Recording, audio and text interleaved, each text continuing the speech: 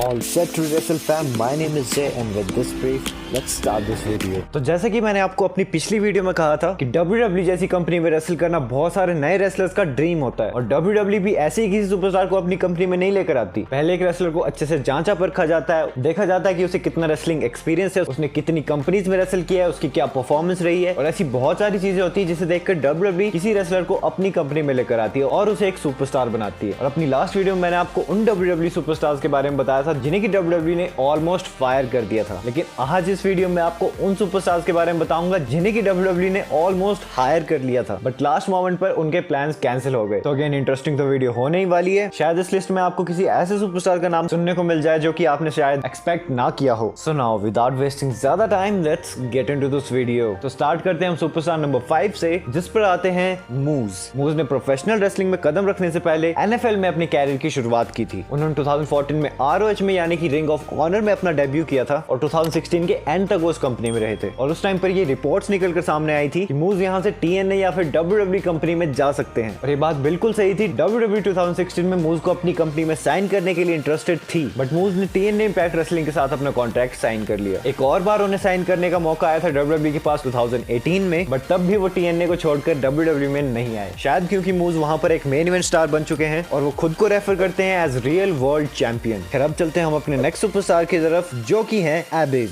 तो Christopher Joseph parks AKA Abies currently WWE में as a producer काम करते हैं बट बहुत टाइम पहले भी WWE उन्हें अपनी कंपनी में साइन करने में इंटरेस्टेड थी जब एबीज अपना TNA में बहुत नाम बना चुके थे। उनकी 6 फीट 8 इंच और 350 LBS वाली अपीयरेंस मैनकाइंड और केन जैसे सुपरस्टार्स की याद दिलाती है। तो उनके डार्क कैरेक्टर की वजह से WWE ने प्लान किया था उन्हें द अंडरटेकर के साथ एक मैच में डालने के लिए 2006 में बट एबीज ने TNA इम्पैक्ट रेसलिंग के साथ ही रहना चाहा और ये चीज हमें देखने को मिली नहीं। ओके, अब चलते हैं हम अपने नेक्स्ट सुपरस्टार की तरफ जो कि हैं Eddie Edwards. Former 2 times impact world champion Eddie Edwards भी एक और रेसलर हैं जिन्हें की WWE साइन करना चाहती थी। जब WWE ने EC3 और बॉबी लैशले जैसे TNA के 2 मेजर स्टार्स को अपनी कंपनी में साइन कर लिया था तो रिपोर्ट्स ये भी थी कि WWE एडवर्ड्स को NXT के लिए साइन करना चाहती जब उनका कॉन्ट्रैक्ट एक्सपायर हो जाना था but farmer X division champion ने TNA इम्पैक्ट रेसलिंग के साथ ही अपना कॉन्ट्रैक्ट कंटिन्यू रखना चाहा और ये चीज भी हमें होती हुई नहीं दिखी। Okay, now coming to the next superstar, he is James Storm. WWE attempts कर रही थी जेम्स स्टॉर्म को साइन करने के लिए वो contract which has been an ongoing saga. उन्होंने TNA वर्ल्ड हेवीवेट चैंपियन को कई बार अपनी कंपनी में साइन करना चाहा बट अनफॉर्चुनेटली ये चीज नहीं हो पाई। जेम्स स्टॉर्म 2015 में NXT के एक छोटे से पार्ट रहे थे बट वहां से वो दोबारा से TNA इम्पैक्ट रेसलिंग में चले गए। जेम्स स्टॉर्म ने एक इंटरव्यू में ये रिवील किया कि उनके बहुत ज्यादा लंबे वेट के बाद WWE रेसलमेनिया 36 के बाद उनका WWE डेब्यू करने वाली थी बट कोविड सिचुएशन की वजह से उन्हें ये प्लान्स चेंज करने पड़े और इन सारी चीजों की वजह से वो WWE को छोड़कर ही चले गए। खैर, हो सकता है कि इन सारे सुपरस्टार को जो मैंने अभी तक आपको बताए इनके बारे में शायद आपने पहले ना सुना हो बट अब जो फाइनल सुपरस्टार रह गए जिन्हें की WWE ऑलमोस्ट हायर कर चुकी थी वो है केनी ओमेगा। केनी ओमेगा पूरे प्रोफेशनल रेसलिंग वर्ल्ड में एक बहुत बड़ा नाम है। उन्होंने जापानीज रेसलिंग में अपना नाम बनाया था और उनके काजुचिका ओकाडा के साथ हुए मैचेस को फैंस सबसे बेस्ट मानते हैं और ना सिर्फ फैंस इवन क्रिटिक्स भी उसे टॉप क्लास मानते हैं। केनी ओमेगा ने NJPW की top prize IWGP heavyweight championship को भी जीता है। उनकी इतनी बड़ी बड़ी अकम्प्लिशमेंट्स को देखकर WWE बहुत ज्यादा इंटरेस्टेड थी केनी ओमेगा को अपनी कंपनी में साइन करने के लिए और WWE ने केनी ओमेगा को अप्रोच भी कर लिया था कुछ अलग अलग टाइप्स के कॉन्ट्रैक्ट साइन करने के लिए, लेकिन केनी ओमेगा ने सारे के सारे डिनाई कर दिए। बट जब 2019 में केनी ओमेगा ने NJPW को छोड़ दिया, रिपोर्ट्स के अकॉर्डिंग उस टाइम भी WWE ने एक फैंटास्टिक ऑफर दिया था केनी ओमेगा को कि वो कंपनी में साइन कर लें बट केनी ओमेगा ने क्या किया, उन्होंने AEW के साथ अपना 4 साल का कॉन्ट्रैक्ट साइन कर लिया और अभी के टाइम पर वो AEW वर्ल्ड चैंपियन है। केनी ओमेगा ने अपने एक इंटरव्यू में बताया कि वो सोच रहे थे WWE के साथ साइन करने के लिए लेकिन AEW ने उन्हें एक ऐसा ऑफर दिया जो कि WWE कभी नहीं दे सकती थी और वो था क्रिएटिव कंट्रोल और इसी वजह से उन्होंने AEW कंपनी के साथ साइन कर लिया। दोस्तों, ये थे वो 5 ऐसे सुपरस्टार्स जिन्हें कि WWE ने ऑलमोस्ट हायर कर लिया था बट लास्ट मोमेंट पर कुछ इश्यूज के चलते ये चीज कभी हो ही नहीं पाई। आई होप आपको ये वीडियो अच्छी लगी होगी। अगर अच्छी लगी तो इसे लाइक कर देना और रेसलिंग रिलेटेड ऐसी बहुत सारे इंटरेस्टिंग वीडियोस के लिए चैनल को कर लो सब्सक्राइब